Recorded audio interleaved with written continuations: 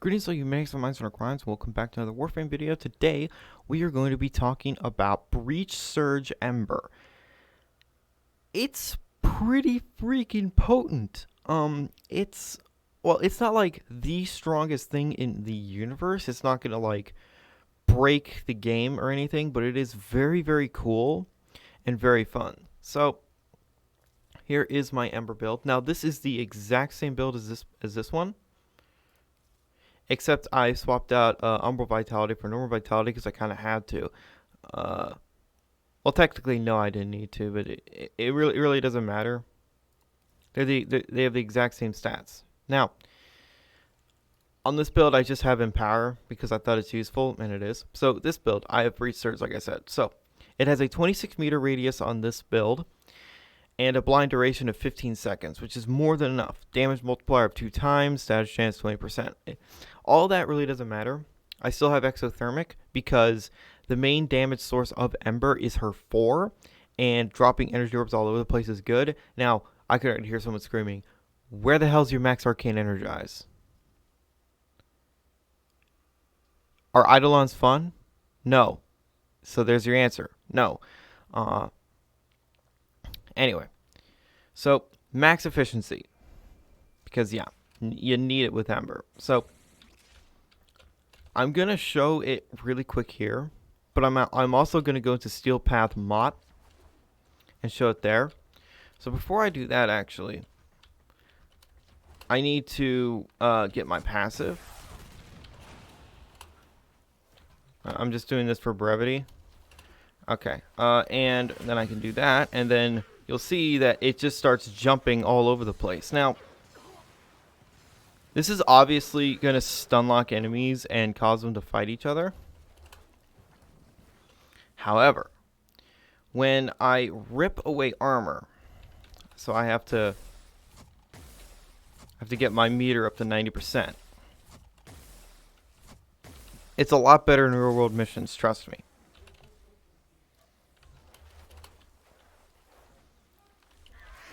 So I do that, take away their armor.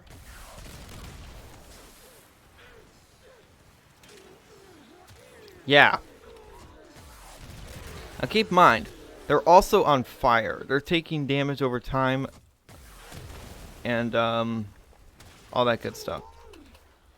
So let's show that again really quick, and then I will go into Steel Path. So all I do is take away their armor. They have absolutely no armor. Press Breach Surge. Press 4.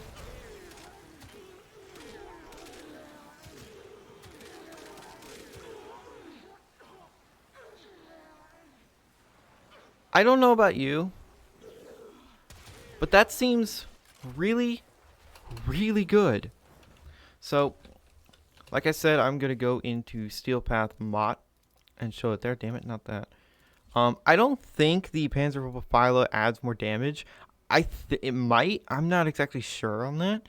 You all have to let me know if viral effects, like say Breach Surge or anything like that. I know it affects damage to health, but I think this is going to be my baseline for builds and weapons from now on, because there's both shielded and armored enemies here, and it's just so much simpler to go here rather than jumping to a Corpus mission, showing off, leaving, jumping into a Grineer mission.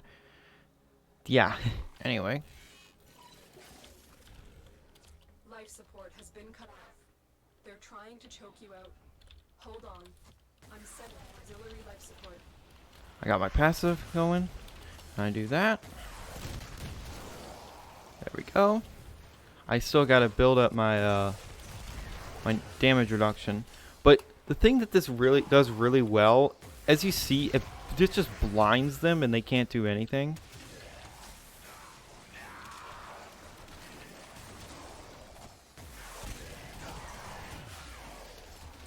And with the amount of enemies on fire, they're taking a lot of damage from the sparks that I'm sending out with the Breach Surge. So, is this like the most overpowered Ember build you could possibly do with the helmet system? I don't think so. There's definitely some other things you could do. I can't think of any right now. This is just one that I really, really wanted to try. I still wish her 3 removed shields. On the way. But of course, if it did that, then it would be way OP. You'll notice how most of the enemies that are still alive are shielded enemies. So what I would recommend is bringing a weapon with magnetic to deal with the shields really quickly.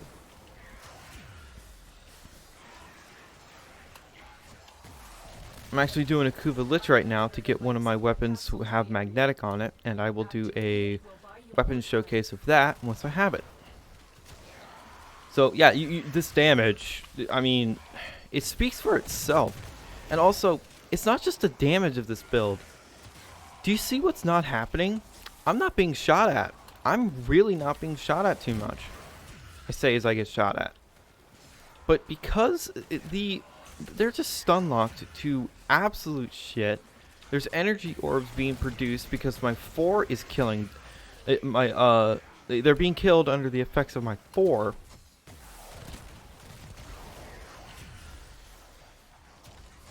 And yeah, look at that. I don't even need to remove their armor. Now, once heavy gunners come along, I will. I will have to remove the armor to do even more damage. But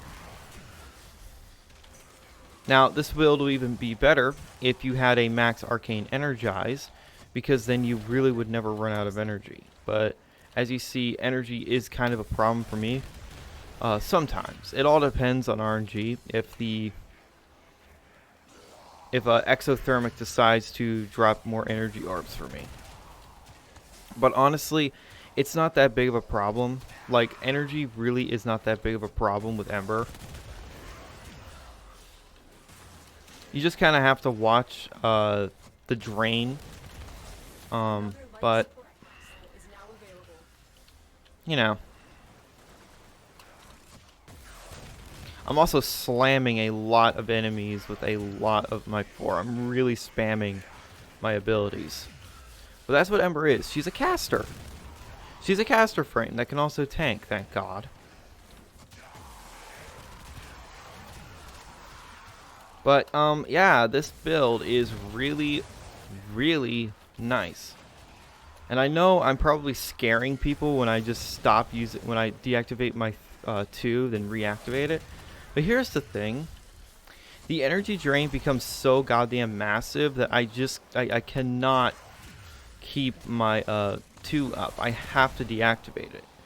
But it's fine because my my passive comes back really quickly. The meter comes back really quick. Look at this.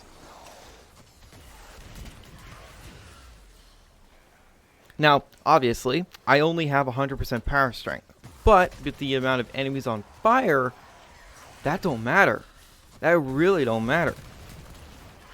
Now, if you're in a squad and had an Equinox buffing you to give you even more power strength, because Equinox can do that, because, you know, what Ember needs is more power strength, you know, that'd be even better.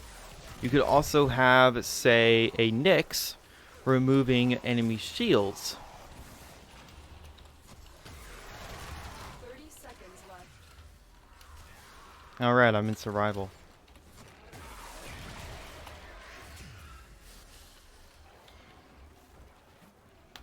So I'll just quickly activate this. Life support And I'll activated. activate this. Oh, hello. Life support has been replenished. The operative has just made its discovery. I honestly could leave right now, but I'm not going to. I'm going to go a little bit longer, maybe a few more minutes.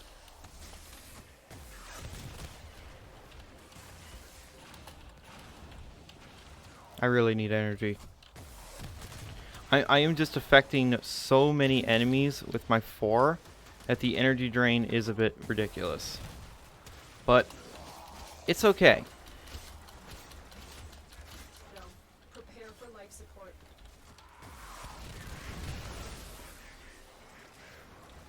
And also because of the Panzer Philo and how the enemies there are, I am going to be getting healed quite a lot once he actually decides to spread his spores. But right now, I'm pretty okay. Oh, God. Okay, that actually might be a problem. I've delivered another life support. I forgot about Captain Talks a lot. Okay, no armor for that guy. Is there an ancient healer? Probably. Yeah, they're just stunned like the shit, and they're getting absolutely annihilated. And of course, her 3 knocks enemies down. Get out of here.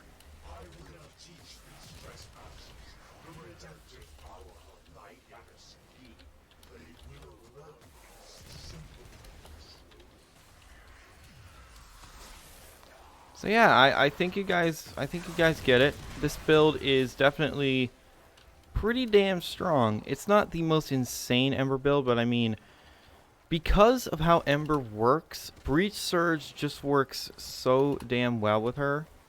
I'm only leaving right now because I don't have to deal with Corrupted Vor, because he is annoying. Extraction is your best option. If I was Atlas, I wouldn't care. If I was Nezha, I wouldn't care. But because I'm Ember, I kind of care. And also, I think I have the firepower to take him out. I think my Pangolin Prime would be more than enough to take him out. But still, I would rather just leave. Anyway, that's Breach Surge Ember.